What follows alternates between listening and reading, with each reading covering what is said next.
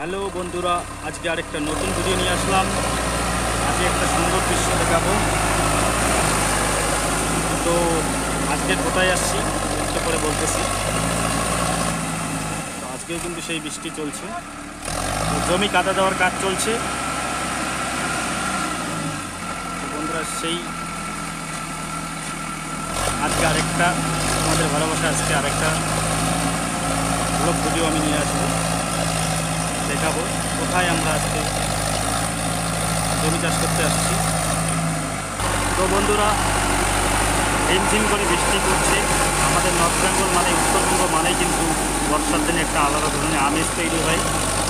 দুয়ারছে একদিকে পাহাড়, একদিকে নদী নালা, তাতে কিন্তু কিষাণ বন্ধুদের কিন্তু একটা ধান রোপণ করার কিন্তু একটা বিশেষ উৎসব জাগে মনের মধ্যে। আজকে কিন্তু যারা গাড়ি চালাচ্ছি, তো দেখাবো একটি দৃশ্য আজকে কোন নদীর পাড়ে আমরা আজকে জমি চাষ করতে আসছি। ঠিক আছে, তো বন্ধুরা আজকে ফাইনালি আমরা চাষ করতে আসছি। এই যে দেখো, চাষ হচ্ছে, রোটাভেটা চলছে, জমিতে কাদা দেওয়া হচ্ছে। আর আমরা আসছি কিন্তু এই যে হোলং নদীর পাড়ে।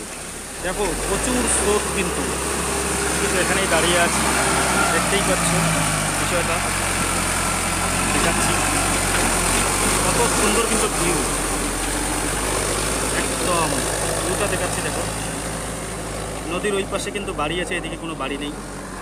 ঠিক আছে, এই যে দেখতে পাচ্ছ ভিউটা, তোমরা দেখতে পাচ্ছ এই যে কীরকম করে পানিটা এসে এখানে আমাদের কিন্তু এখানে জমি ভেঙে নেই মোটামুটিভাবে। এই যে আমরা কিন্তু জমির কোনায় যে গর্তগুলো থাকে সেগুলোতে মাটি দিয়ে দিই থাকি। ঠিক আছে, যাতে কিষাণ বন্ধুরা জমির কোনাটা একদম লেভেল হয়। তো বন্ধুরা দেখাচ্ছে ভিউটা, একদম এটা উঁচু জমির থেকে নিচু জমি, নদীর ধারে একদম, এটা দেখতে পাচ্ছি। ঠিক আছে, ভিউটা দেখতে পাচ্ছি, অসাধারণ একটা চমৎকার ভিউ। ঠিক আছে, এই যে হোলং নদী, এই নদীর নাম হচ্ছে হোলং নদী। এটা দেখতেই পাচ্ছ, জলে জল,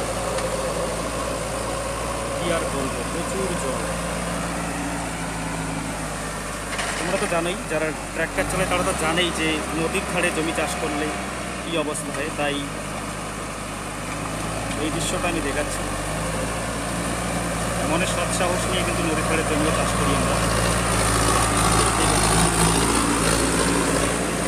এখান থেকে কিন্তু পাটা পিছলে দিলেই কিন্তু নদীর অর্থ, এখানেই কিন্তু জমি চাষ হচ্ছে। ইউনিক, এটা হচ্ছে ইউনিক একটা ভিউ।